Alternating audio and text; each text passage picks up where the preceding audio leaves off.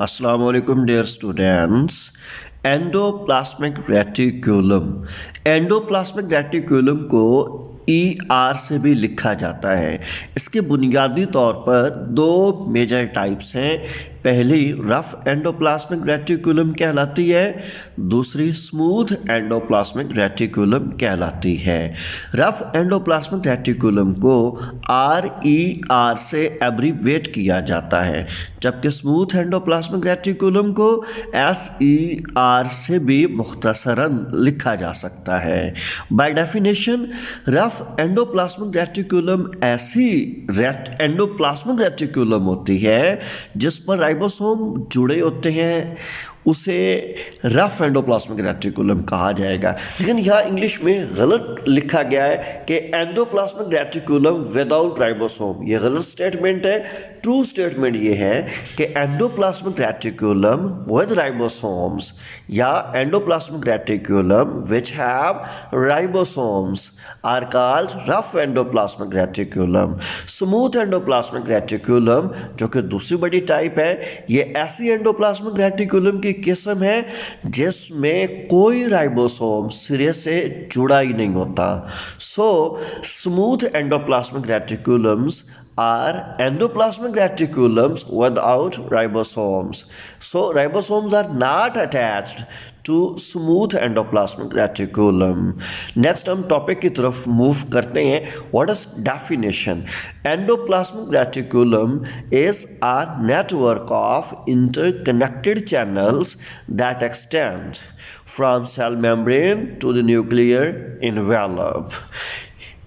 याद रखिए यहाँ टर्म मेंशन की गई है इंटरकनेक्टेड चैनल्स।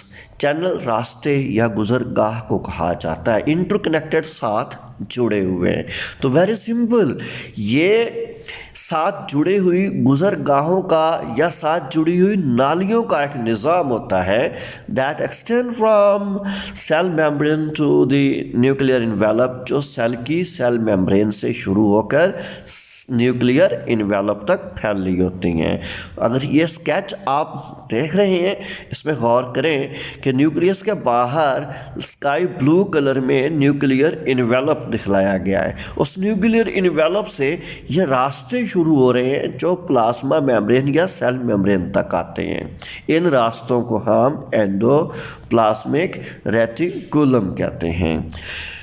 तो let's say forms of endoplasmic reticulum. First form is rough endoplasmic reticulum. Why this name is called rough endoplasmic reticulum? So named because of its rough appearance. तो अपनी rough खुरदरी शक्ल की वजह से रफ एंडोप्लाज्मिक रेटिकुलम कहलाती है। Due to the numerous ribosomes that are attach to it, क्योंकि बहुत सारे राइबोसोम्स इसके साथ जुड़े होते हैं, लिहाजा रफ एंडोप्लाज्मिक रेटिकुलम को इसलिए RER कहा जाता है, क्योंकि इसके साथ बहुत सारे राइबोसोम जुड़कर इसकी अपीयरेंस को, शक्ल को रफ कर देते हैं। क्योंकि शक्ल राइबोसोम के जुड़ने की वजह से रफ होती है, इसलिए रफ एंडोप्लाज्मिक रेटिकुलम कहते हैं। Due to the presence of ribosomes, rough endoplasmic reticulum serves as a function in protein synthesis. तो फंक्शन के लिहाज से चूँकि राइबोसोम जुड़े होते हैं, लिहाजा रफ एंडोप्लाज्मिक रेटिकुलम सेल में प्रोटीन बनाती है। So protein synthesis is related to rough endoplasmic reticulum. तो रफ एंडोप्लाज्मिक रेटिकुलम का मेजर फंक्शन प्रोटीन को सिंथेसाइज करना होता है। Second and most important form of endoplasmic reticulum is smooth endoplasmic reticulum. इन्हें स्मूथ क्यों कहते हैं? बिकॉज दे लैक राइबोसोम्स, इनके ऊपर राइबोसोम जुड़े हुए नहीं होते, and that's why they have no rough appearance, और इनकी शक्ल भी खुरदरी या रफ नहीं होती बल्कि स्मूथ होती है, इसलिए इन्हें स्मूथ एंडोप्लाज्मिक रेटिकुलम कहा जाता है। By function SCR is involve in lipid metabolism. इसका मेजर काम जानदारों की बॉडीज में लिपिड का मेटाबॉलिज्म करना है। लिपिड सिंथेसिस या लिपिड ब्रेकडाउन में ये इन्वॉल्व होती है। And in the transport of materials from one part of the cell to the other. और इसका दूसरा काम सेल के एक हिस्से से दूसरे हिस्से तक मुख्तलिफ मटेरियल्स की ट्रांसपोर्ट करना भी होता है। Next, it also detoxifies harmful chemicals that have entered the cell।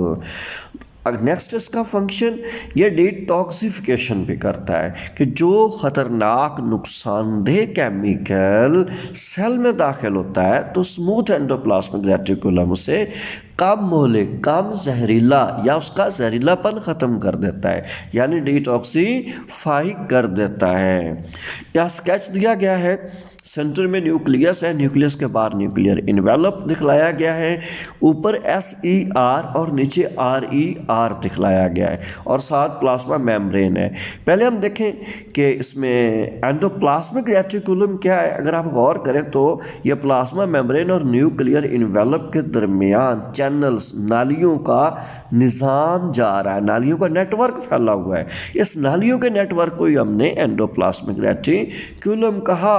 अब ऊपर की तरफ देखें आप तो स्मूथ एंडोप्लाज्मिक रेटिकुलम के ऊपर कोई किसी किस्म का राइबोसोम अटैच नहीं है, जबकि निचली साइड पे आप देखें तो यहाँ पर रफ एंडोप्लाज्मिक रेटिकुलम के केस में एंडोप्लाज्मिक रेटिकुलम्स के ऊपर राइबोसोम्स जुड़े हुए हैं। That's why attachment of ribosome shows rough appearance of rough endoplasmic reticulum.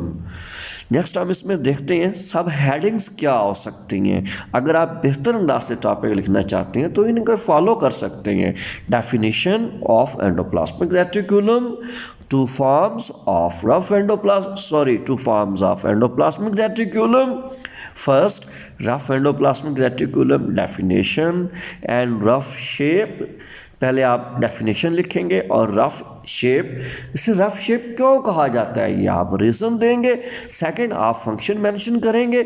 इसका फंक्शन जो मेजर है दैट इज प्रोटीन सिंथेसिस।